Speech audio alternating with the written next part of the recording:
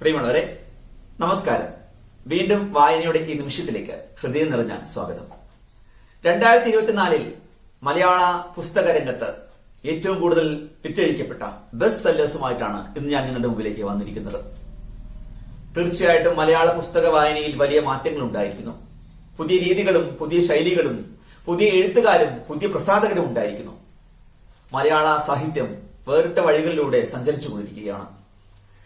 ഈ 2024 ജൂണിൽ എത്തി നിൽക്കുമ്പോൾ 2024 പകുതിയാവുമ്പോൾ വായനാ രീതിയിൽ ഒരുപാട് മാറ്റങ്ങൾ വന്നിട്ടുണ്ട് എന്ന് എനിക്ക് തോന്നുന്നു. പ്രസാധകരുടെ ചിന്തയിൽ മാറ്റങ്ങൾ വന്നിരിക്കുന്നു. എഴുത്തുകാരുടെ ബോധത്തിൽ മാറ്റങ്ങൾ വന്നിരിക്കുന്നു. കാലത്തിനനുസരിച്ച് എഴുത്ത് സമ്മാനിക്കാൻ എഴുത്തുകാർ തയ്യാറാവുന്നു. അതിന് സാധ്യമാവുന്ന പലപ്പോഴും പുതിയ തലമുറയിലെ എഴുത്തുകാർക്കാണ് എന്നുള്ളതാണ് ശ്രദ്ധേയം.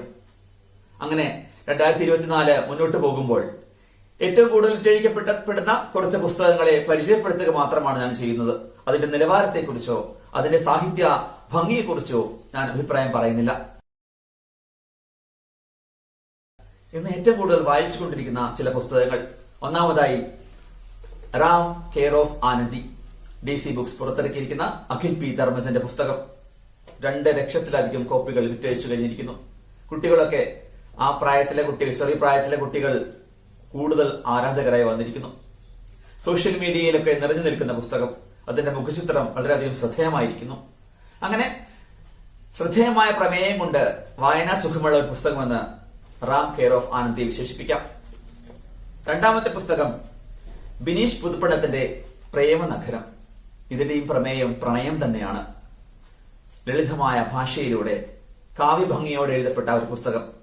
ഒരുപാട് വായനക്കാർ 6ാം പതിപ്പിൽ നിൽക്കുന്നു. DC ബുക്സിന്റെ ബിനീഷ് പുതുപ്പണത്തിന്റെ പ്രേമനഗരം. അടുത്ത പുസ്തകം, അതിന്റെ പ്രമേയവും പ്രണയം തന്നെയാണ്. പക്ഷെ ഇതൊരു പഴയ തലമുറ എഴുത്തുകാരന്റെ പുസ്തകമാണ്. 2019 തോന്നുന്നത് ആദ്യ പതിപ്പ് പുറത്തിറക്കിയിട്ടുള്ളത്. പക്ഷേ ഈ അടുത്ത കാലത്താണ് ഇത് ഏറ്റവും കൂടുതൽ വിറ്റഴിക്കപ്പെട്ടിട്ടുള്ളത്. ഇതിലെ വാചകങ്ങളൊക്കെ ആളുകൾ നെഞ്ചോട് ചേർക്കുന്നു. N. മോഹനന്റെ ഒരിക്കൽ. N. മോഹനന്റെ ഒരിക്കൽ പെട്ടെന്ന് പെട്ടെന്ന് കയറി വന്ന, ഒരുപാട് വായനക്കാരെ സൃഷ്ടിച്ച, പ്രത്യേകിച്ച് യുവജനങ്ങൾക്കിടയിൽ വായനക്കാരെ സൃഷ്ടിച്ച പുസ്തകമാണ്. അടുത്ത പുസ്തകം തീർച്ചയായിട്ടും പുതിയൊരു പ്രസാധകന്റെ പുസ്തകം. മാൻകൈൻഡ് പബ്ലിക്കേഷൻസ് പുറത്തിറക്കിയ ഏറ്റവും പ്രിയപ്പെട്ട എന്നോട്, നിമ്ന വിജയ്. പറയേണ്ട കാര്യമില്ല, പ്രണയം തന്നെയാണ് ഇതിലെ ഭാവം. എനിക്ക് തോന്നുന്നു 1 ലക്ഷത്തിലധികം കോപ്പികൾ. വളരെ പെട്ടെന്ന് മൂവായ ഒരു പുസ്തകമാണ്. വളരെ പെട്ടെന്ന് മൂവായ ഒരു പുസ്തകം. അടുത്ത പുസ്തകം മലയാള TV ആങ്കറായ അശ്വതി ശ്രീകാന്തിന്റെ കാളി. 8-9 പതിപ്പിലേക്ക് എത്തി നിൽക്കുകയാണ് കാളി. വളരെ മനോഹരമായ രചനയാണ് കാളിയുടേത്. കാളിയുടെ ആ ഒരു മൂവ്മെന്റിന് കാരണം എനിക്ക് തോന്നുന്നു സോഷ്യൽ മീഡിയയിൽ ഉണ്ടായിട്ടുള്ള ആ ഒരു പബ്ലിസിറ്റിയാണ്. വായനാ സുഖം തീർച്ചയായിട്ടും ഈ പുസ്തകത്തിനുമുണ്ട്. അടുത്ത പുസ്തകം ഉമ്മൻചാണ്ടിയുടെ ആത്മകഥയാണ്. കാലം സാക്ഷി എന്ന ആത്മകഥ. പ്രശസ്ത മാധ്യമപ്രവർത്തകനായ സണ്ണിക്കുട്ടി അബ്രഹാം പകർത്തി എഴുതിയ ആത്മകഥ. ഈ അടുത്ത കാലത്ത് ഏറ്റവും കൂടുതൽ വായിക്കപ്പെട്ട പുസ്തകമാണ്. അദ്ദേഹത്തിന്റെ മരണം അതിന് കാരണമായി തീർന്നിരിക്കാം. എന്തായാലും വളരെയധികം വായിക്കപ്പെട്ട പുസ്തകമാണ് കാലം സാക്ഷി, ഉമ്മൻചാണ്ടിയുടെ ആത്മകഥ. മറ്റൊന്ന് ഒരു വ്യക്തിയാണ് ഒരു പക്ഷേ ഈ പുസ്തക വായനയിൽ, പുസ്തക വിൽപ്പനയിൽ മുൻപന്തി നിൽക്കുന്നു എന്ന് പറയാൻ പറ്റും. സോഷ്യൽ മീഡിയയിലൂടെ അദ്ദേഹത്തിന്റെ എഴുത്തുകൾ. മുഹമ്മദ് അബ്ബാസ്. അദ്ദേഹത്തിന്റെ എഴുത്തുകൾ വളരെ ശ്രദ്ധേയമാണ്. സോഷ്യൽ മീഡിയയിലൂടെ അദ്ദേഹം ഫേസ്ബുക്കിലൂടെ എഴുത്തോടെ അദ്ദേഹത്തിന്റെ ഓർമ്മ, അദ്ദേഹത്തിന്റെ അനുഭവങ്ങൾ. ആദ്യ പുസ്തകം ഒരു പെയിന്റ് പണിക്കാരന്റെ ലോകസഞ്ചാരങ്ങളിലൂടെ പുറത്തിറങ്ങിയ പുസ്തകം. അതിനുശേഷം ഒരുപാട് പുസ്തകങ്ങൾ. വെറും മനുഷ്യർ അദ്ദേഹത്തിന്റെ ആത്മകഥയാണ്. അടുത്ത കാലത്ത് പുറത്തിറങ്ങിയ റാറ്റ് ബുക്സ് പുറത്തിറക്കിയ ആത്മകഥ വെറും മനുഷ്യർ. അതുപോലെ ആത്മഹത്യയ്ക്കും ഭ്രാന്തിനുമിടയിൽ. അതുപോലെ വിശപ്പ്, പ്രണയം, ഉന്മാദം എന്ന പുസ്തകം. അങ്ങനെ ഓർമ്മകൾ കൊണ്ട്, തന്റെ ജീവിതം പകർത്തി എഴുതിക്കൊണ്ട്, ഭാഷയുടെ അതിർവരമ്പുകൾക്കപ്പുറത്ത് നമ്മളെ കൂട്ടിക്കൊണ്ടുപോകുന്ന രചനകളാണ് മുഹമ്മദ് അബ്ബാസിന്റെ. അങ്ങനെ മുഹമ്മദ് അബ്ബാസിന്റെ എല്ലാ പുസ്തകങ്ങളും വിറ്റഴിഞ്ഞുകൊണ്ടിരിക്കുന്ന, ബെസ്റ്റ് സെല്ലേഴ്സ് ആയിക്കൊണ്ടിരിക്കുന്ന പുസ്തകങ്ങളാണ്.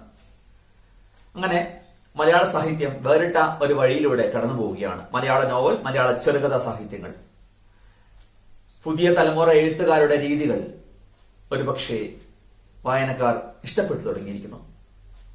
എന്ന് പറയുന്നതിന് അപ്പുറത്ത് എനിക്ക് തോന്നുന്നു വായനക്കാരുടെ രീതികളോട് ചേർന്ന് നിൽക്കുന്ന എഴുത്തുകൾ ഉണ്ടായിക്കൊണ്ടിരിക്കുന്നു എന്നുള്ളതാണ്. എന്തായാലും പുതിയ തലമുറയിലെ വായനക്കാരെ, വായിക്കാൻ ആഗ്രഹിക്കുന്ന പുതിയ തലമുറയിലെ വ്യക്തികളെ, കുട്ടികളെ ഒക്കെ വായനയിലേക്ക് കൊണ്ടുവരാൻ ഈ പുസ്തകങ്ങൾക്ക് സാധിച്ചിട്ടുണ്ട് എന്നുള്ളത് എടുത്തു പറയേണ്ട കാര്യമാണ്. തീർച്ചയായും മലയാളത്തിന്, മലയാള നോവൽ സാഹിത്യത്തിന്, മലയാള ചെറുകഥാ സാഹിത്യത്തിന് ഒക്കെ പുതിയ ഉഷസ്സുകൾ ഉണ്ടാവട്ടെ എന്ന് ആഗ്രഹിക്കുകയാണ്. സന്തോഷം തോന്നുന്നു ഇത്തരം പുസ്തക വിൽപ്പന നടക്കുമ്പോൾ. എന്തു തന്നെയായാലും പുസ്തകത്തിന്റെ നിലവാരത്തെക്കുറിച്ച് ചർച്ച ചെയ്യാതെ വായനയുടെ ലോകത്തേക്ക് കുട്ടികളെയും പുതിയ തലമുറയിലെ ആളുകളെയും പുതിയ വായനക്കാരെയും കൊണ്ടെത്തിക്കാൻ ഈ പുസ്തകങ്ങൾക്ക് സാധിക്കുന്നുണ്ട് എന്നുള്ളത് ഏറ്റവും ശ്രദ്ധേയമായ കാര്യമാണ്.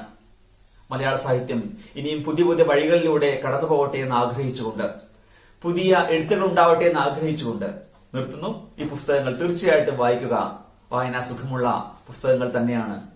മറ്റൊരു പുസ്തക ലോകത്തിന്റെ, മലയാള സാഹിത്യത്തിന്റെ ഉണ്ടാവുന്ന വിശേഷങ്ങളുമായി വീണ്ടും കാണാം. അതുവരേക്കും എല്ലാവർക്കും നന്ദി, നമസ്കാരം.